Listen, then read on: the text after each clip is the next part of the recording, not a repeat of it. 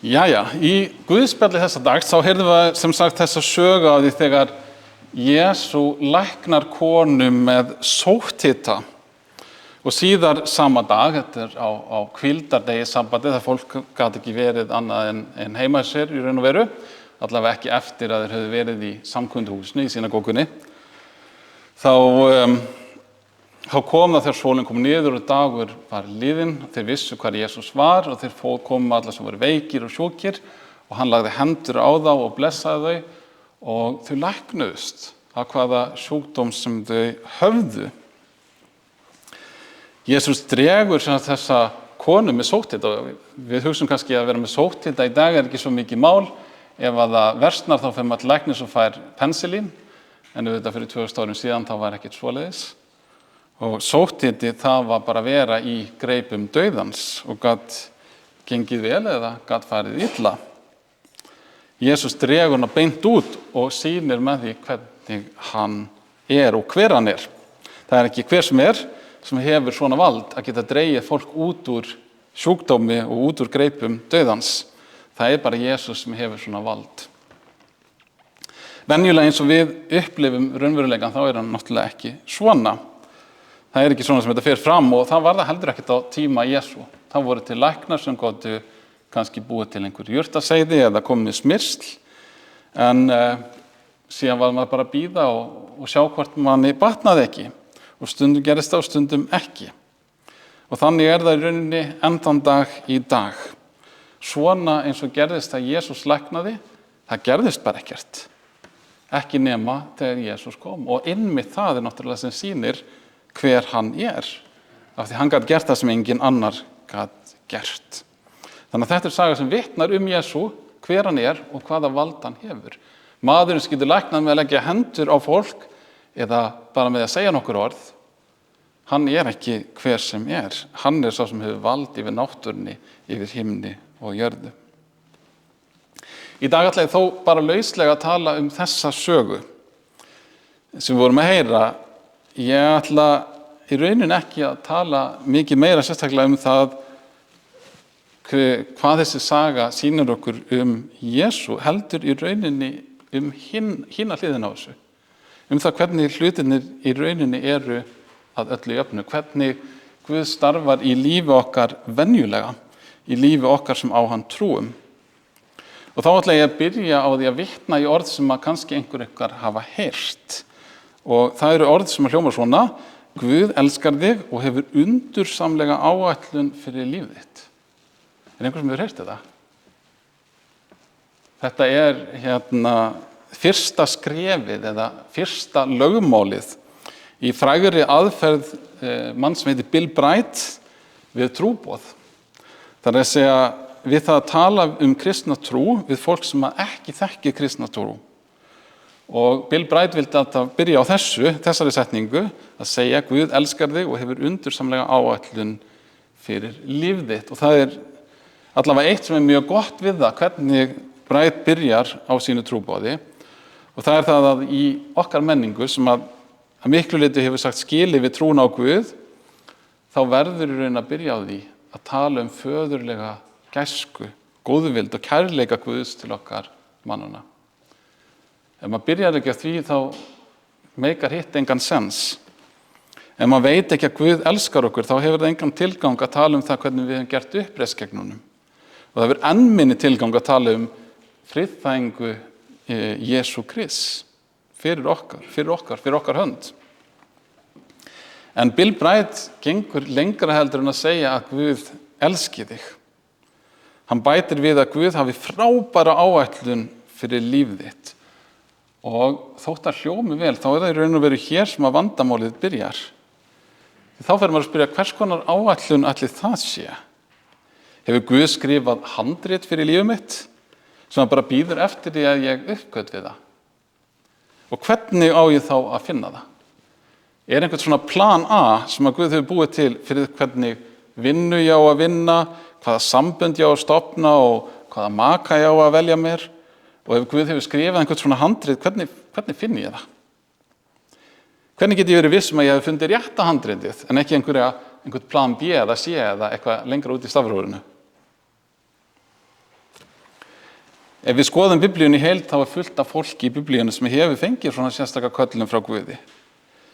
Sem kallað til ákveðna verka og ákveðins sérstaks tilgangs, til dæmis kallaði Guð og reyndar skipaði Guð manni sem hét Abraham að fara úr landi sínu og flytja til þess land sem í dag heitir Ísrael og vera þar faðir þjóðar Guðs.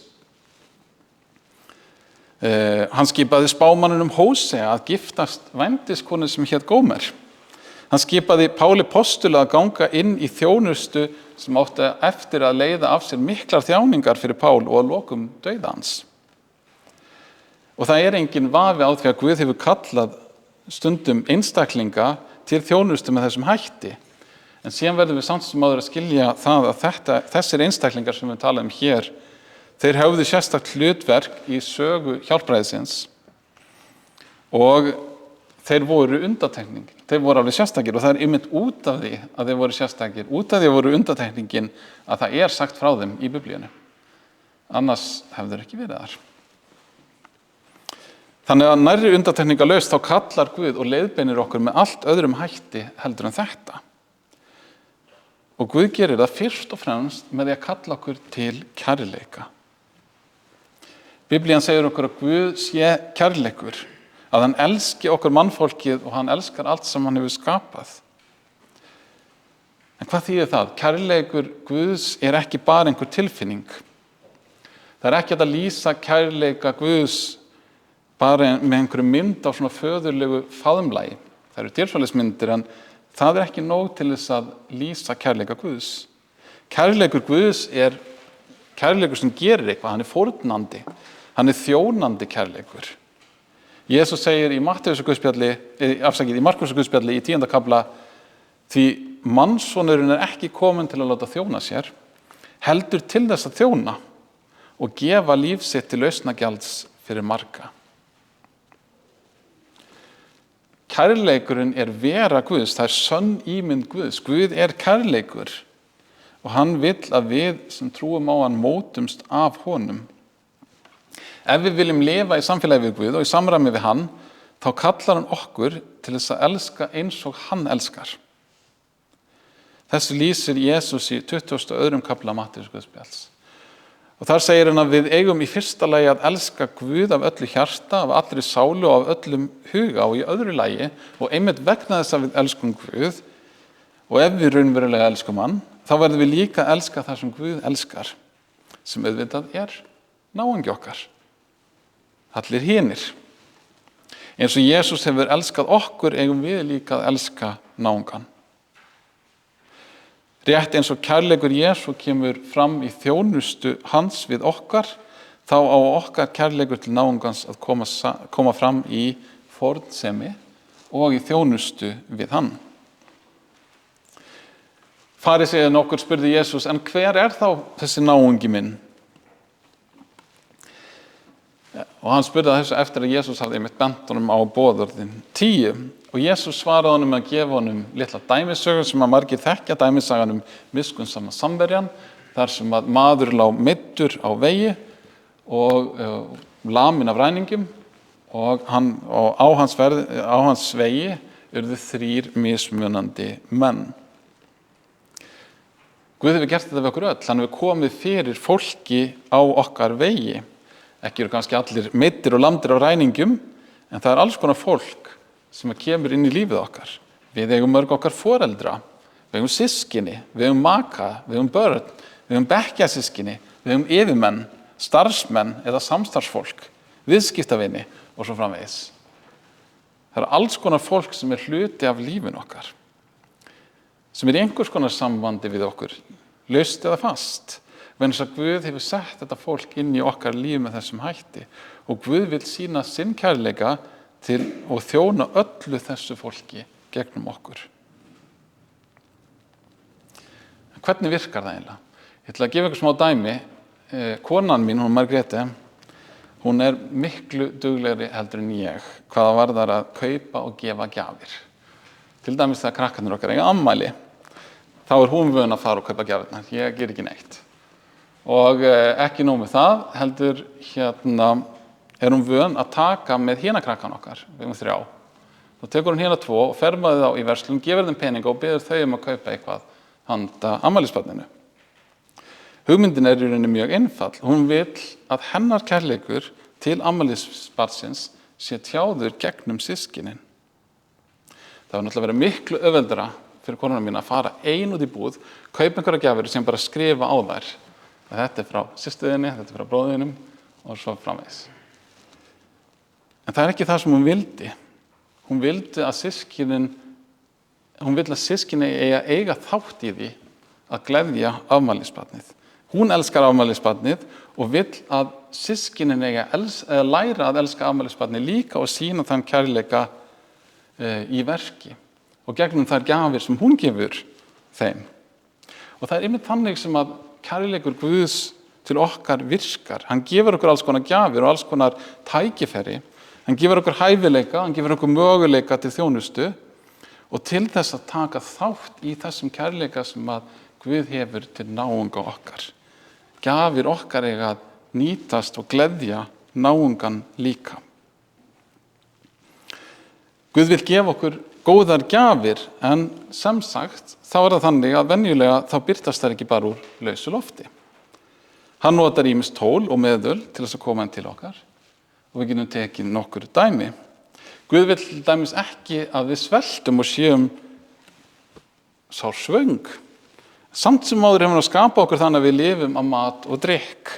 Við þurfum hvort tveggja til þess að lifa. En hann tekur samt sem áður ekki frá okkur þessi tilfinningu hungurs. Hann tekur ekki frá okkur þorstan. Þess í stað seður hann okkur.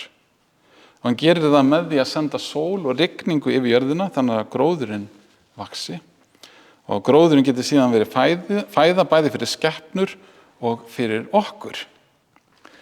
Þegar við byggjum í faðirvorinu að Guð gefa okkur daglegt brauð, þá kom ekki bara smurðar brauðsneiðar úr lausu lofti og lenda á morgunverðarborðinu. Reyndar, ef við lesum Biblíun okkar, þá getum við lesið að Guð lét brauð rigna frá himninum í 40 ár þegar Ísraels þjóð gekk gegnum eyðimörkina. Eða réttara sagt, það rigndi svona korni sem þau gátu baka brauð úr. Og síðar getum við lesið það hvernig Jesús mettar fleiri þúsund manns með fáeinum brauðum og smáfiskum. Þannig að kannski gerir Jesús þetta stundum og hann tekur matinn úr lausu lofti. En þessi atvik voru samt sem áður tákn. Þau voru undantekningin sem sýna hver Jesús sem staðfesta vilja Guðs. Venjulega gerir hann það með því að kalla bændur til þess að sá korninu og vinna á akrinum. Hann kallar bökunameistra til þess að búa til brauð, kaupmenn og verslanir til að selja það til okkar. Og síðan kallar hann okkur til að vinna heiðarlega vinnu fyrir þau laun sem við notum til að kaupa brauðið. Þannig þjónum við aftur fólkinu sem Guð notaði til þess að færa okkur daglegt brauð. Auðvitað, ef maður horfir á þetta bara sem einhvers konar vél, þá þetta bara þannig sem venjuleg viðskipti ganga fyrir sig. Og það auðvelt að hugsa sér að hver og einn þjóni bara sjálfum sér fyrst og fremst. En það hér sem við þurfum að gefa gaum að köllun Guðs. Hann kallar okkur til að sinna slíkum störfum sem við erum sett í, ekki af græðgi, ekki af eigin hagsmunasemi, heldur einmitt til þess að þjóna náunganum okkar. Og það þýðir auðvitað það að við eigum fyrst og fremst að sinna hlutverkum okkar heiðarlega og með réttlæti. Og það náttúrulega hér erum við komin aftur á Guðspjalli sunnudagsins þegar Jesús læknar tengdamóður Péturs. Guð vill nefnilega að við höfum góða heilsu. Hann hinn mikli læknir sem hann getur gert einmitt þetta. Og hann sem mikli læknir sem mun að lokum útrýma öllum sjúkdómum. Stundum meitra hann meira sér svona lækningu þann dag í dag fyrir fyrirbæn. Rétt eins og hann reisti upp tengdamóður Péturs og læknaði allar sjúka sem komið þannig kvöldið. En eins og ég sagði þannig, þá var þetta líka tákn. Það var undantekningin á reglunni. Því bregðu frá þessum venjulega hætti sem að Guð starfar á, annars hefði það ekki verið svo mikið tákn. Þegar Guð læknar sjúkdóma okkar, þá kallar hann venjulega lækna. Hann kallar hjúkrunarfræðinga, lyfjafræðinga, sjúkraþjálfa og aðra heilbrigðis starfsmenn til þess að sinna læknis þjónustu hans. Við getum líka sagt það að Guð vill að við kynnumst honum og að við heyrum þegar hann talar við okkur. En samt sem áður lætur hann sjaldan rödd sína heyrast úr beru lofti beintin í eyrun okkar. Í stað þess nýtir hann pappírsframleiðendur, þýðendur, prentara og marga aðra verkamenn til að koma orði sínu í bækur. Blek og pappír, notar hann. Hann kallar presta og predikari til að boða þetta orð til þess að tala það til kirkju sinnar. Biblían kennir okkur líka að Guð hafi skapað hvert og eitt okkar. Guð skapaði mig og þig. En aftur birtist hvorki ég né þú úr lausu lofti. Guð kallaði saman karl og konu í hjónabandinu til að vera það verkfæri sem hann nota til þess að gefa nýtt líf. Og hjónin eiga þá að elska og virða hvert annað og skapa örugt og gott heimili fyrir sín börn. Þannig geta þau alist upp í aga og umvöndun drottins eins og við biðjum hann líka í kirkjubæninni. Guð hefur gefið kynlíf karls og konu einmitt í þessum tilgangi og þess vegna er það heilagt. Já, Guð hefur látið brauð rigna af himni þegar Ísraelsmenn gengu eyðimörkina. Hann læknaði marga án lækna og lyfja. Hann talaði beint í eyru spámanna sinna. Hann skapaði jafnvel Adam og Evu án þess að þau ættu nokkra foreldra. En allt þetta voru sérstök atvik sem höfðu sérstakan tilgang í sögu trúarinnar. Venjan er að hann kalli venjulegt fólk til þess að gefa þessar gjafir. Ekki ósvipaði í hvernig konan mín gefur afmælisbarninu góðar gjafir með því að kalla systkini þess. Síðan er spurningin, hvaða köllun hef þá ég? Hvaða köllun höfum við sem hér sitjum? Hver er vilji Guðs og áætlun fyrir okkar líf, fyrir mitt líf, fyrir þitt líf? Þurfum við að leita sérstökum táknum til þess að finna út úr því? Nei, við þurfum þess ekki. Það ræðist einfaldlega af því hver náungi okkar er. Og þannig sjáum við líka þær skyldur sem að á okkur hvíla og þau forréttindi sem við höfum sem fylgja hverju köllun. En það kennir orð Guðs okkur einmitt að kærleikurinn á að líta mismunandi út í mismunandi köllunum. Sá sem á föður eða móður er barn þeirra og hefur þá köllun Guðs sem barn. Fjórða boðorðið kennir börnum að við eigum að heiðra föður okkar og móður. Þeir sem eiga konu eða eiginmenn hafa köllun Guðs til þess að vera maki. Þeir sem eiga börn hafa köllun Guðs til þess að vera góðir foreldrar og ala upp börn sín í aga og umvöndun hans og skapa gott heimili fyrir börn sín. Þeim sem hefur verið gefin söfnuð til þess að vaka yfir hafa köllun Guðs til þess að vera hirðir eða prestur safnarins. Sá sem er ráðinn í vinnu hefur köllun Guðs til þess að vera góður starfsmaður eða þjónn. Og þessari köllun fylgir þá að vinna sínu vinnu með heiðarleika, fara tímanlega að sofa, koma úthvíldur til starfa, fylgjast með verkefnum sínum og vinna gott starf sem að stela ekki launum að því að sóa þeim tíma sem að vinnuveitandinn greiði fyrir. Sá sem er rúmfastur og kemst ekkert vegna veikinda hefur köllun Guðs til þess að biðja. Það þarf yfirleitt ekki að leita lengi til þess að sjá hvaða köllun eða öllu heldur hvaða kallanir Guð hefur gefið þér. Svo er eitt enn.